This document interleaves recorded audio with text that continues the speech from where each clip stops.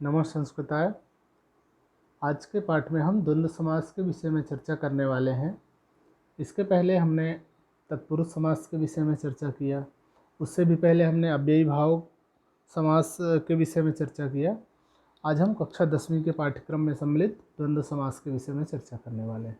तो आइए देखते हैं द्वंद्व समास। द्वंद्व समास पहले जान लेते हैं किसे कहते हैं। उभय पदार्थ प्रधानः द्वंद्वः। इसका डिफिनेशन क्या है? उभय पदार्थ प्रधानः द्वंद्वः मतलब जहाँ दोनों पद प्रधान हो वहाँ द्वंद्व होता है। जिस समास में दोनों पद या दो से ज़्यादा पद हों और सभी प्रधान हों, सभी की प्रधानता रहे, उसे हम द्वंद्व समास कहते हैं। जैसे एग्जाम्पल में देखिए, रामश्च लक्ष्मणश्च। अब यहाँ पे देखिए राम और लक्ष्मण। रामश्च मतलब रामश्च, लक्ष्मणश्च मतलब लक्ष्मणश्च, मतलब राम और लक्ष्मण। अब राम और लक्ष्मण, इसमें राम लक्ष्मणों में दोनों पद प्रधान हैं, दोनों ही पद का अर्थ प्रधान है। राम भी प्रधान है, प्रमुख हैं, और लक्ष्मण भी प्रमुख हैं, इसलिए दोनों पद प्रधान होने की वजह से यहाँ पे द्वंद्व समास है।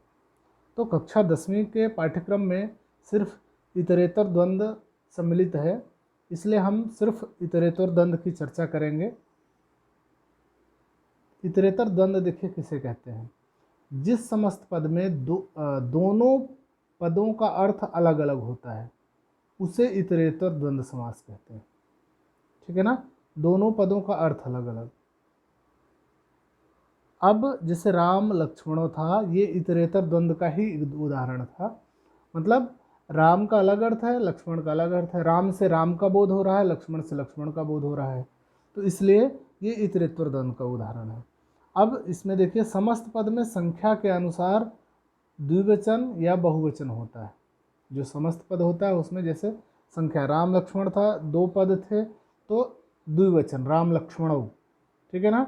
अगर बहुवचन होता है, मतलब अगर 3 या 3 से ज़्यादा पद होते हैं, 4 पद होते हैं, तो उसमें हम बहुवचन लगाते हैं। किंतु जो लिंग परिवर्तन है, जो लिंग निर्धारण है, उसका उत्तरवर्ती पद के अनुसार होता है, मतलब बाद वाले पद के अनुसार होता है। अगर बाद वाला पद स्त्रीलिंग है तो स्त्रीलिंग, अगर दो पद है और बाद वाला पद स्त्रीलिंग है तो स्त्रीलिंग दो वचन में। अगर बाद वाला पद नपुंसक लिंग है तो, अगर दो पद हैं तो नपुंसक लिंग दो वचन में, अगर 3 पद हैं तो नपुंसक लिंग बहुवचन में। ऐसा करके हम विभक्ति लगाते हैं, विभक्ति और लिंग निर्धारण करते हैं। अब आइए देखते हैं हम इसके उदाहरण के माध्यम से हम समझेंगे कैसे लिंग निर्धारण करते हैं। जैसे देखिए, रामश्च कृष्णश्च है। अब राम और कृष्ण दो शब्द हैं, रामः च कृष्णः च, तो राम कृष्णौ।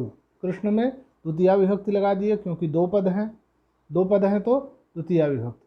पुल्लिंग द्वितीया विभक्ति, क्योंकि कृष्ण पुल्लिंग है तो च हटा के, च हट जाता है इसमें से, और जो मूल शब्द होता है उसमें हम द्वितीया विभक्ति लगा देते हैं। अब देखिए, पार्वती च परमेश्वरश्च। पार्वती च परमेश्वरश्च, पार्वती स्त्रीलिंग है, लेकिन परमेश्वर जो शिव हैं उनका क्या है? पुल्लिंग है। तो पुल्लिंग होने की वजह से परमेश्वरौ, पार्वती परमेश्वरौ। यहाँ पे जो परमेश्वर शब्द है वो पुल्लिंग शब्द है, इसलिए लिंग निर्धारण बाद वाले उत्तरवर्ती पद के अनुसार, मतलब परमेश्वर पद के अनुसार लिंग निर्धारण किया गया, तो पार्वती परमेश्वरौ। अब देखिए, सीता च रामश्च। यहाँ पे भी पहला पद स्त्रीलिंग है लेकिन बाद वाला पद पुल्लिंग है, रामः च मतलब राम। ठीक है ना? तो सीता रामौ, सीता रामौ। यहाँ पे रामः रामौ, बालकः बालकौ। ठीक है ना? तो पुल्लिंग और द्विवचन का रूप है। इसी तरह से देखिए, राधा च कृष्णश्च। राधा कृष्णौ। अब यहाँ पे राधा भी स्त्रीलिंग है लेकिन कृष्ण ऑलरेडी पुल्लिंग है, तो उत्तर पद या उत्तरवर्ती पद के अनुसार राधा कृष्णौ। तो इस तरह से राधा कृष्णौ बना। अब आइए देखते हैं नेक्स्ट। अब इसमें आपको स्त्रीलिंग और नपुंसक लिंग से संबंधित उदाहरण मिलेंगे। तो देखिए क्या है, पुत्रश्च कन्या च। पुत्र और कन्या, पुत्रश्च मतलब पुत्र च और कन्या च।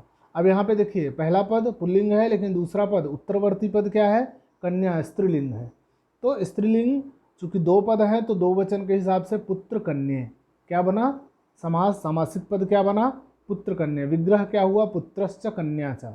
और सामासिक पद समस्त पद पुत्र कन्ये, कन्ये कन्या कन्ये कन्या, ठीक है ना। बालिका बालिके बालिका, बालिका के रूप के समान या रमा के रूप के समान कन्या का भी रूप चलता है, तो कन्या कन्ये, द्विवचन में कन्ये, तो पुत्र कन्ये। इसी तरह से देखिए नेक्स्ट एग्जाम्पल, धनंच जनश्च यौवनंच, धन जन और यौवन। अब देखिए यौवनंचा, यौवनम चा, जब हम इसका संधि विच्छेद करेंगे हो जाएगा यौवनम चा। अब यौवनम नपुंसक लिंग शब्द है, तो लास्ट वाला पद अगर नपुंसक लिंग है तो नपुंसक लिंग के हिसाब से हम वहाँ पे नपुंसक लिंग के हिसाब से आगे नपुंसक लिंग की विभक्ति लगाएंगे आगे। तो देखिए चूँकि 3 पद हैं तो 3 पद हैं तो बहुवचन, नपुंसक लिंग बहुवचन लगेगा। तो धन जन यौवनानि, धन का मूल शब्द, जन का मूल शब्द और यौवन का मूल शब्द, और यौवन में विभक्ति लगाएंगे। चूँकि यौवन नपुंसक लिंग शब्द है तो नपुंसक लिंग बहुवचन, 3 पद हैं तो धन जन यौवनानि। ये मतलब ये है कि लास्ट वाले पद के हिसाब से, उत्तरवर्ती पद के हिसाब से हमें लिंग निर्धारण करना है। और जितने पद हैं टोटल, जैसे 2 पद हैं तो द्विवचन, और अगर 3 पद हैं तो बहुवचन लगाना। 2 से कम पद तो होते नहीं हैं, तो 2 अगर हैं तो द्विवचन और 3 अगर हैं तो बहुवचन, या 4 भी हैं तो बहुवचन, ठीक है। अब देखिए यहाँ पे धर्मश्च अर्थश्च कामश्च मोक्षश्च, अब यहाँ पे 4 पद हैं, लेकिन 4 पद में भी बहुवचन ही लगेगा। तो धर्मार्थ काम मोक्षाः, चूँकि मोक्षश्च लास्ट जो उत्तरवर्ती पद है, लास्ट पद है मोक्षः। मोक्ष शब्द क्या है? पुल्लिंग शब्द है, तो पुल्लिंग शब्द मोक्षाः, बहुवचन मोक्षाः, तो धर्मार्थ काम मोक्षाः। इस तरह से हमने आज के पाठ में द्वंद्व समास के विषय में पढ़ा और द्वंद्व समास का भेद इतरेत्तर द्वंद्व के बारे में जाना। धन्यवाद।